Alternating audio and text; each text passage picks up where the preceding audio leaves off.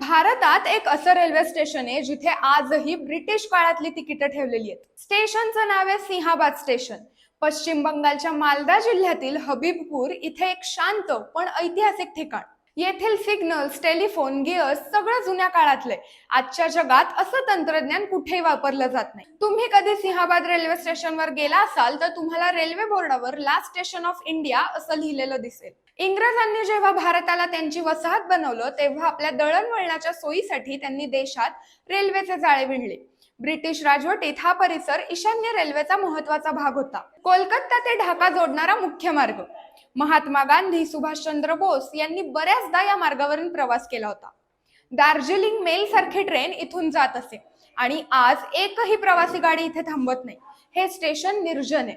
1978 साली भारत बांगलादेश करारानंतर इथे फक्त मालगाड्या धावतात. प्रवासी मात्र इथे येत नाहीत. अशाच हलक्या फुलक्या अपडेटसाठी हलका फुलकाला नक्की फॉलो करा.